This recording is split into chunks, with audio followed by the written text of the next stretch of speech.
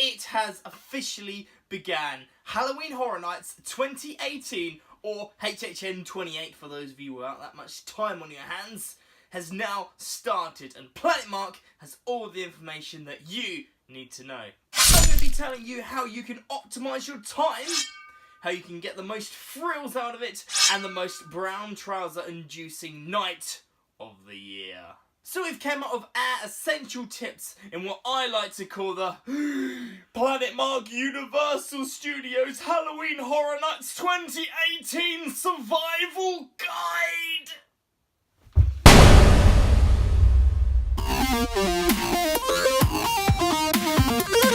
But before we get started though, make sure you've subscribed to Planet Mark and ring that bell notification to be told of the next great, scary, frightening Horror Nights upload. And check out our links in the description box below for more super cheap Orlando essentials. I've got about 9 tips that I'm going to be showing you. I mean, like, some of them do cross over, but these are just things that we've been reading. And also that what we got last time we went to Universal Horror Nights 26. So these are things that, you know, we kind of thought we could have known. And so I'm going to pass it on to you. I suppose to a very, very, very lesser extent, you could kind of do it for any kind of theme park horror nights, like Fort Park, Alton Towers, and maybe Mickey's Very Scary, Not So Scary, whatever it's called, Christmas Party. Bit of a long name, that one. But anyway, so let's just go straight onto it with number 1. Get there early. Okay, normally I'm not one of those people that say, oh yeah, definitely gotta get that rope drop, yeah. But no, normally I'm not one of those people, but this one starts at about, I think, like 6, 7 o'clock, whenever it starts. I think it's different for every night. But yeah, definitely get there at rope drop because it closes, you'd think like 5 or 6 hours is a long time, but it's not. There's so much to do in so little time. And also just think there's less queues. There's a lot less people there at rope drop as soon as it opens, so you want to get there early. Or you can do what we did on our trip. Here's the video. We went to Universal Islands of Adventure first, and then we went to Horror Nights, just so we're there. I think we arrived like an hour or 2 hours early, so we could go on some rides, and then we could be there first, or pretty much first in queue for the Universal Studios when it opens. Alternatively, you could just be in the holding pen, which they have, like grab a drink from Finnegan's or something like that. And also remember, if you want to beat the queues completely, go to the back of the parks, because obviously when people come straight in, they're going to go, most people are going to go for the front of the houses nearest the front. You're like, well, it's nearest front, but no. Go to the back ones if you want to save time. However, number 2, pick out what you really want to do. With 9 or 10 houses, multiple scare zones, and 2 or 3 different shows every year, there's a lot to do, especially if you're only doing it in one night like we did. So pick out what you cannot miss. Just think, okay, what are these things which I'd think I'd cry or wet myself if I don't go. That's a weird expression. But anyway, like we had The Walking Dead that we definitely 100% wanted to do. So we started there. Just guessing in 2018, you'd probably want to be doing the Stranger Things one first, because we love Stranger Things. That's probably what we'd do. And then like go on to the next house, which is next to that, and next. There's also maps and that on the Universal website if you want to check that out. So kind of think, plan ahead, is always what I say. Number 3, wear comfortable shoes. So on average, if you try to do everything, on average, you'll be walking well over 20,000 steps. And for the average person, the average Joe, the average big fat guy like me, that's quite a lot. Effectively, my feet look like little stubs by the end of it. They were really horrible, really callousy, and just bad. So what you want to be doing is wearing really comfortable shoes. Also, just think, there's scare zones, and you want to be getting into the spirit of it. They're just thinking, oh, they're just actors, they've got chainsaws, and they're not really going to hurt anybody. Rubbish. If there's all chainsaws running off people, I might be scared, but no. No, you want to be getting into it. You want to be running away from those creeps that are following you. So wear comfortable shoes that you can run in. Come on, run in it. And also, you might want to be thinking about the fact that it's really dark. There's going to be lots of other people there as well. Also, running away from those weirdos and spooks. So the last thing you want is to be wearing your flip-flops and then somebody and then you go to the hospital. Number 4, take a break. Have some downtime. Okay, this is one of the most intense evenings in a theme park that you're going to have, and theme parks are pretty intense anyway.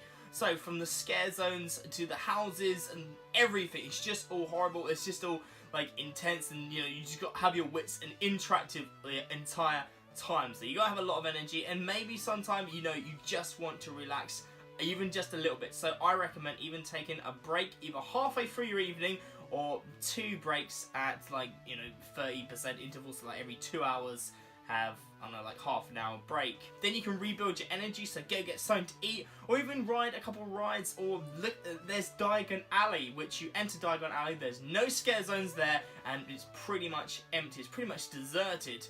And we went to Gringotts. If you go on the Gringotts ride, yeah, literally, it is the emptiest you'll ever see it. This is a ride which gets normally on average 2 hours wait time daily.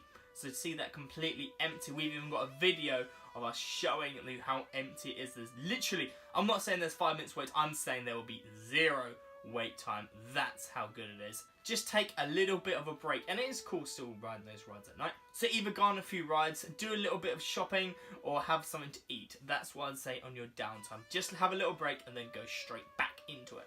Number 5, check out the weather beforehand.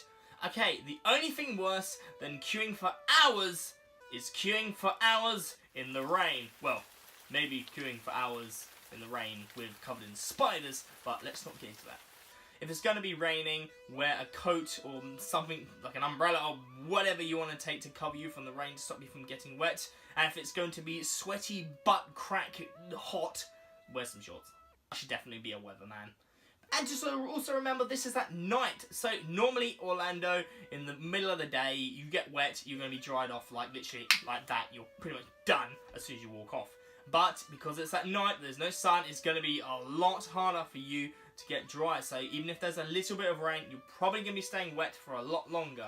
Number 6, bring a bottle of water. Okay, you don't actually have to do this one, but it's a really good idea to, because you don't want to dehydrate, and at the same time you don't want to be like, oh, I need some water. And at the same time you don't want to be running backwards and forwards to get loads of drinks, because you don't want to be waiting in a queue for hours, really dehydrated, tell one of your party to go and get a drink and then come back holding your place in line, because that's how arguments are caused by other people which aren't as maybe considerate, thinking, well, you know, why should I be waiting all this time when you can just go to the drink and not have to wait in queue?